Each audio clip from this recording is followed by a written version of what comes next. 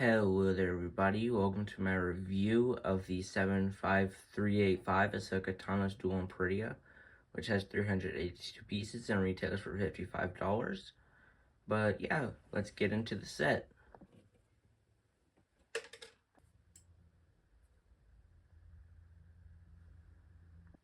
The first figure we're going to look at today is Ashoka Tano the White, which is totally not based off Gandalf from Lord of the Rings, but we're going to ignore that. But this is a really detailed minifigure. She has the torso printing, face printing that does unfortunately not have the pupils, but it doesn't look terrible here. She has leg printing, which connects to the torso printing, which is pretty cool. She has foot printing, and she does have her custom molded headpiece, so that's pretty cool. She does also have back printing. And finally, she has arm printing, which it looks kind of weird just since it's printed on the orange and it kind of bleeds through. You can kind of see that on camera, but it's not, it's harder to see on camera than it is in person, but it should have been dual molded arms here, but that would have made it look a lot better. And because if you look at it from this way, it just kind of looks weird since these are supposed to be sleeves right here, so that is kind of odd. Here she is next to the Ashoka the Gray outfit, which is a lot of which looks pretty much the same, just color swapped. So, you know, that's pretty cool, and there's some differences in the printing on the headpiece, but so yeah, that's pretty cool. This is a really good Ashoka minifigure, and I'll give it a 9 out of 10. Just the arms look kind of weird to me, but if it wasn't for that, it would be a 10 out of 10. Our next figure is Ezra Bridger, which this is a really good figure and is really accurate, except he is unfortunately a victim of the no pupils on colored eyes, which is a really dumb idea on LEGO's end, and they really should fix that because this makes the figure look terrible, and that's just a terrible thing that LEGO's been doing for a while. But anyways, he has torso printing, waist printing, leg printing, and they do all connect again like they did on Ashoka. He does have the scratch on his face from his fight with the Grand Inquisitor at the end of Rebels Season 1. He does also have back printing. And finally, he has his lightsaber that he built on Peridea in the last episode of Ashoka with Hu Yang.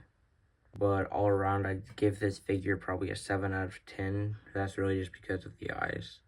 Our next figure is Morgan Elspeth, and she doesn't have leg printing, and I know some people are probably mad about that, but I really don't care because I don't really think she needed leg printing. She does have a torso print. She does have a really good head print, and if you flip it around, she has an angry expression. She does also have back printing, so that's pretty cool. And she does also come with the Blade of Towson. An all-around great figure, and I'll give it an 8 out of 10, even though it is really accurate. I just don't really want to give it a 10 out of 10. Our next figure is Grand Admiral Thrawn, which is the second Thrawn minifigure ever, and he has dual molded legs, so that does look really cool. You can see some creasings and lines on the torso, so that's pretty accurate. He does also have the no pupils, which is pretty bad, but it doesn't look bad on this figure. He does have a black hairpiece, pistol. Here is his back printing, so yeah, it's pretty cool. Now this figure has one flaw, and if it wasn't for this, it would be perfect. That's right here on these two pin thingies. He's supposed to have 2 on each side and not 1, and so that's really unfortunate for him. You'd really think LEGO would be able to get that, but only the best is good enough. Here he is compared to his other minifigure, and you can see that it's just 10 times better than the original, except for the little pin thingies. And this figure gets a 9 out of 10 just because of the pin thingies. The last figure in this set is the Night Trooper, which is going to be reappearing in a battle pack in June or summer 2025. So just keep that in mind. But anyways, this figure looks so good. The printing on the helmet with the cracks just looks awesome. The torso and the leg printing. It does not have any waist printing. Oh wait, no it does, right there. Other than that, that's none. And here's his back printing. And underneath the helmet, we can find a zombie head. That's just a really cool detail to show that it's, you know, very much dead and not alive. But yeah, I'd say that's a really cool detail on Lego's end. But yeah, this figure should have been Captain Enoch, which was the captain of the Stormtroopers in the Ahsoka TV show, which is, he's not going to be in the battle pack, but this figure is, so they really should have put Captain Enoch in this set and then kept this figure in that battle pack. But there's not much we can really do about that. But yeah, honestly, I'm going to give this figure a 10 out of 10.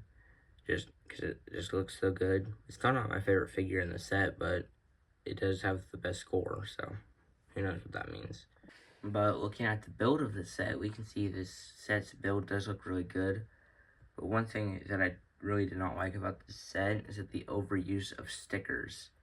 Because we can see these 4 pillars, they each have 2 stickers each, so that's 8. And that's not even scratching the surface of it. But, so you have to get it, like, just right so it looks good. And so that's really stressful.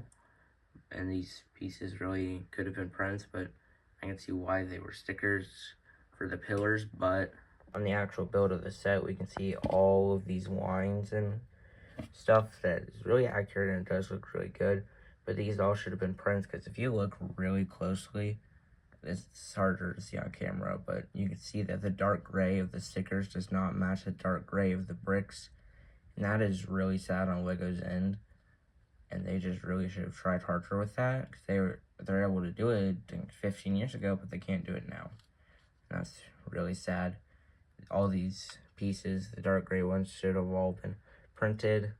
And, you know, if you mess it up and it looks really bad, but there's not much we can really do about that.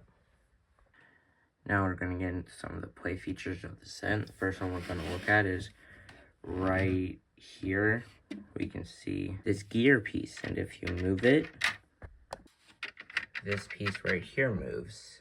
And then you can put a figure on it and move them around like they're having a fight. And there's another rotating piece right here, but it doesn't have a gear piece to move it, but you can just have these 2 figures have a lightsaber duel just by moving them around, which is definitely how lightsaber duels work in universe. But yeah, this is pretty cool. It does also have the same feature on the other side. Oh, this is our last play feature in this set. But basically, you see this right here. And then you'll put that Ezra figure right on that piece. And then you just press on this tile. Just hit it as hard as you can, and you can launch him onto the Chimera. Which is a really dumb scene if you think about it, but who cares? But yeah, this is a pretty cool play feature, and I know a lot of kids are going to get some enjoyment out of it, but, you know, it's kind of used to it for display, but it doesn't really take away from the look of the build, so that's good. Now this set is really missing something, and that is Sabine minifigure, because she was really crucial to the scene that this took place during, and she would have been a really great inclusion in this set, especially for $55. But, I mean, she wasn't an $80 set, so, I guess you're supposed to spend a lot of your money, even though all the stuff that should be in the set should all be in this set, and I don't have to spend another $80 to get a Sabine minifigure. You could say that whenever this set came out, there was also a foil pack release that came with the Sabine minifigure, so you could just buy that. But still, she should have been included in this set. So my final thoughts on this set is that I would say it should be $5 cheaper at $50 and not $55. But you can always wait for it to go on sale. But I'm going to give it an 8 out of 10 just because the stickers and the figures could be a little better. But yeah, this is a good set, and I could see a lot of kids getting a lot of fun out of this. So yeah, I would definitely recommend it to kids that were a fan of the Ahsoka show and just the entire universe, and also to a lot of collectors that liked that, or really just Star Wars Rebels fans would really enjoy this set. Thank you so much for watching this video, and if you enjoyed, leave a like. If you didn't enjoy, leave a dislike. And if you're new around here, consider subscribing to help me get to 10K subscribers. And you can always unsubscribe in the future.